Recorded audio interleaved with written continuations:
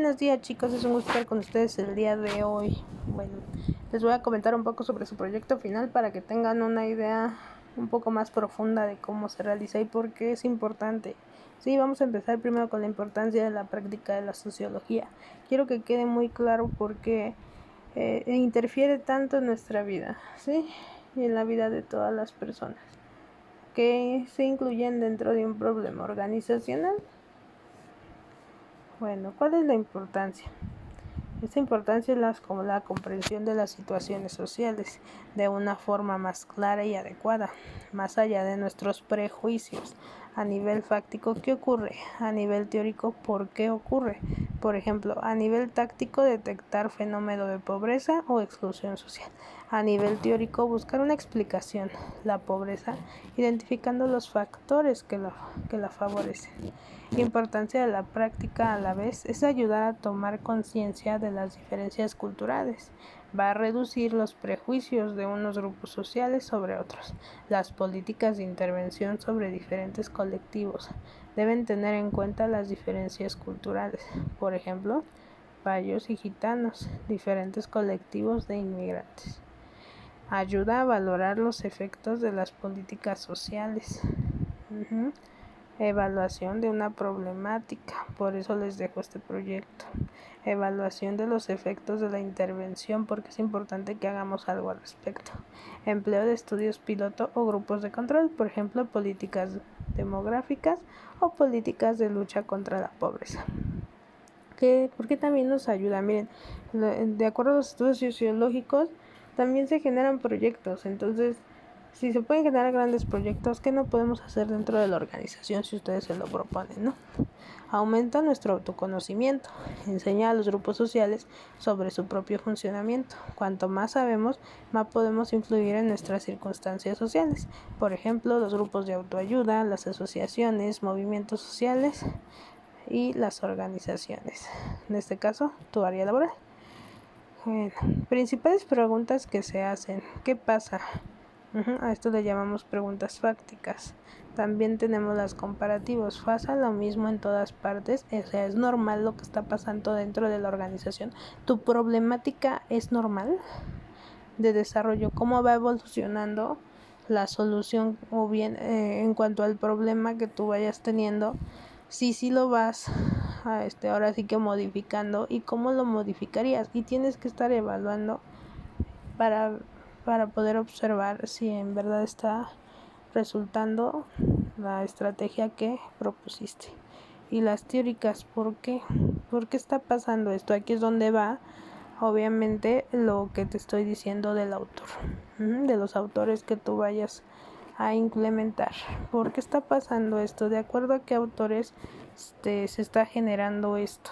¿Sí? Si hay una problemática a lo mejor de trabajo en equipo, ¿no? ¿Quién me habla sobre el trabajo en equipo? O que el gerente tiene una actitud negativa. ¿Quién me habla sobre la actitud negativa? ¿Sí? Para eso nos sirve. Entonces les repito, lo primero, las preguntas que te vas a responder dentro de tu proyecto es ¿qué pasa? O sea, ¿cuál es tu problemática? La comparativa, ¿pasa lo mismo en todas partes? ¿Es un problema normal? ¿No es un problema normal? ¿Es un problema que va más allá? En el desarrollo, ¿qué propondrías y por qué? Y en lo teórico, ahí ya me metes a todos los autores. Lo puedes hacer así o primero en las teóricas y luego el desarrollo, que es tu estrategia, no tengo problema con eso. Pero que sí me incluyas estos 4 puntos. Aquí, bueno, lo que más se aborda obviamente es la desigualdad y el control social. Son de donde llegan las problemáticas más comunes. ¿Cuál es en cuanto a la desigualdad, ¿no? ¿Cómo lo observamos en el sexo, la edad, la formación, la riqueza, la clase social, la procedencia geográfica, la etnia? Sí, si alguna de estas situaciones o alguna de estas problemáticas se presenta en tu área de trabajo, explícame por qué y cuál de estas es la que tú has observado. Si es que hay estas, si hay otras, bueno, tú me las defines. Pero explícame por qué tú las estás delimitando así. El control social es basado obviamente en la expresión de los valores y normas que traigan los individuos, ¿sí? Entonces esto también influye, qué valores y qué normatividad, si saben seguir las reglas o no los trabajadores. Es una de las principales también características por las que el personal tiene muchas situaciones de falta de seguimiento de reglas para el cumplimiento de la organización. Bueno, con estas normas, valores y roles, en cuanto al valores, si no hay un consenso, se va a generar un conflicto. Si no hay una conformidad en las normas, van a hacer lo contrario. Y en cuanto a los roles, vamos a recordar que es importante que la importancia de esto es que cada quien tenga una característica y a la vez una función, no que manden al otro, sino que sepan dirigir de manera asertiva. Bueno, las expectativas del comportamiento limitan, hacen posible la acción social, uniformizan, sobre todo mentalmente, hacen posible el funcionamiento en individuos con grupos muy diferentes y consolidan y ritualizan esas diferencias. ¿Sí? O sea, vamos a ver qué es lo que queremos lograr en las expectativas del comportamiento. ¿Cómo nos gustaría o cómo ayudaría, verdad, que a lo mejor esa persona cambiara? ¿Y qué beneficios tendría? La gente no cambia, pero sí modifica conducta. Entonces, si lo pudiera modificar, hay que hacerle ver a la persona que está generando ese conflicto cuáles serían los beneficios de esto. Bueno, para un control social es necesario, por ejemplo, un código de circulación, que volvemos a lo mismo, las reglas, pero también podemos, bueno, lo que pasa aquí es que nosotros debemos tener obviamente un código, ¿no? Pero al momento de meterlo de manera negativa, no lo tomamos en cuenta. Entonces, ¿qué pasa aquí? Empiezan obviamente a eludir las sanciones, se hacen los locos. Entonces, sí hay que implementar muy bien cuáles son las normatividades y que se lleven a cabo, no nada más que las digas y al rato se les olviden a todos, ¿sí? Entonces, hay que tener cuidado con eso.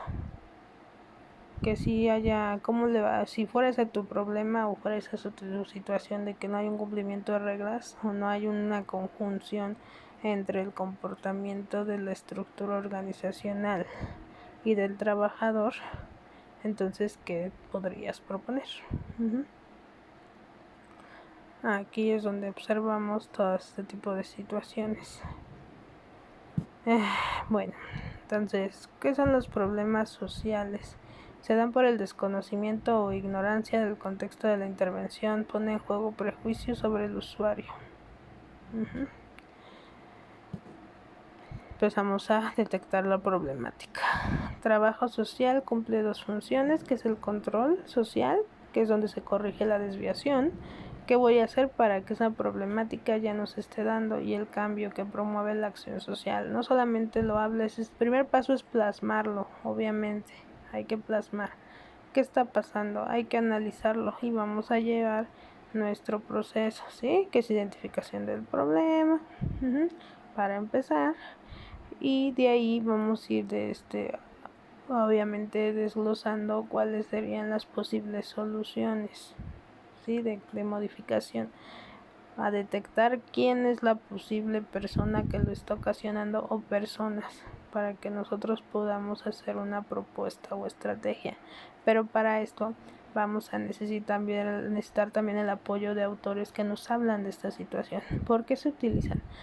Para que se le tome más seriedad.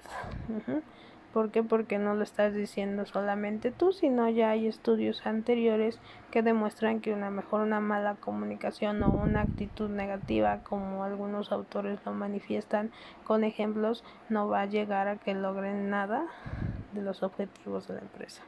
Sociología por sí sola no conduce a la acción social, pero la hace posible. Sociología académica poco adecuada para trabajo social. ¿A qué nos referimos con esto? La sociología existe, sí, pero ella no actúa sola, ¿sí? Si no es por ustedes van a realizar ese cambio. Si a ustedes no les interesa modificarlo, no vamos a poder avanzar. Entonces, vamos a buscar la manera de que podamos avanzar de manera adecuada. Los problemas de la sociología plantea problemas macrosociales de difícil solución, critica exclusivamente el papel del trabajo social como agencia de control. Es necesario rebajar el nivel del análisis y reconocer la dialéctica entre el control. Entonces, los problemas de la sociología, miren, tanto vimos que micro o macro. Obviamente cuando estamos generando ya un problema más grande vamos a hablar de proyectos, ¿sí? Proyectos que ya van a asociaciones, organizaciones y demás, que son los macros. Pero en este caso me van a meter un micro, que es de su organización, ¿sí? ¿Por qué? Porque todavía estamos hablando de una empresa. Si habláramos de un conjunto, ya hablaríamos de un problema macro. Aquí solamente van a incluir el micro, que es una problemática específica situada en su organización, para que ustedes entiendan el trabajo de la sociología, ¿sí? En cuanto a lo que tiene que ver con un problema macro y uno micro. Repito, ustedes son micro, los macro ya son a nivel, ya sea de ciudad, país, ¿sí? Pero ya es un conjunto de personas más grandes a los que nosotros queremos ayudar. Por ejemplo, las personas sordas, ¿no?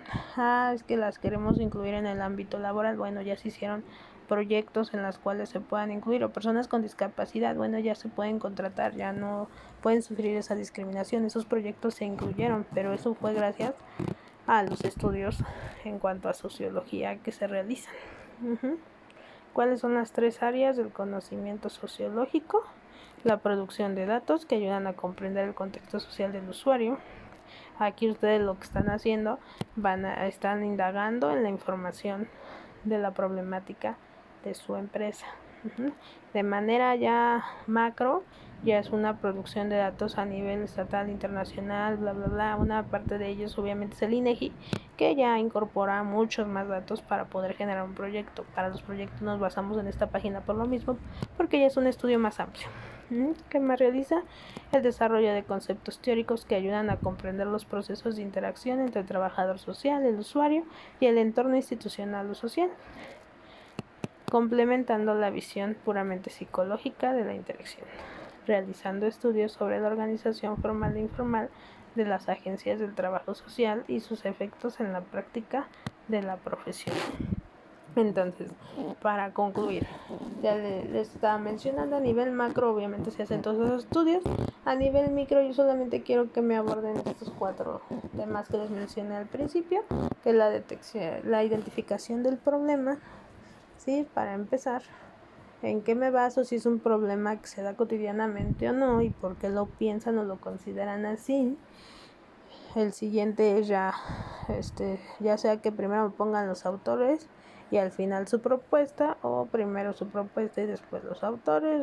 No hay problema, pero sí preferiría que primero me pusieran en tercer lugar los autores y al final su propuesta, para ver qué es lo que definirían ustedes. Obviamente en la propuesta ustedes me van a dar una estrategia de solución. Si me estás hablando a lo mejor de que el trabajo no tiene estructura organizacional, ¿no? Y por eso no está funcionando, entonces tú me vas a dar una propuesta de una estructura. ¿Cuál sería tu misión, tu visión, tus valores y tu filosofía dentro de la organización? Si consideras que esa es la problemática, ¿ok? Cualquiera de las otras, no hay jerarquización, ok, elaboras un organigrama. ¿Cuál sería tu propuesta de organigrama? Y aparte, ¿cómo lo llevarías a cabo? ¿Cómo se lo darías a conocer a los trabajadores? Que eso es lo más difícil, que ellos lo entiendan, ¿sí? A lo mejor qué tipo de mercadotecnia utilizarías para que ellos se interesen en la misma. ¿Ok? Eso es lo que vamos a considerar. Cualquier duda, chicos, saben que estoy a sus órdenes. De todas formas, les subí en esta semana obviamente la estructura que llevaría. La pueden hacer en Word para yo irla revisando, y recuerden que al último me la hacen como presentación en PowerPoint. Cualquier duda estoy para servirles. Espero que tengan un excelente día. Les recuerdo mi nombre, soy la profesora Anaís y estoy para cualquier situación.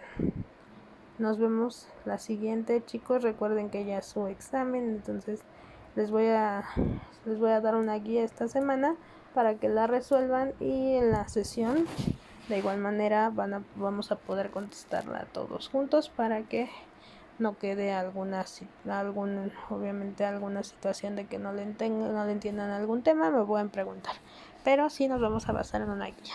Muchas gracias, chicos, que tengan buen día.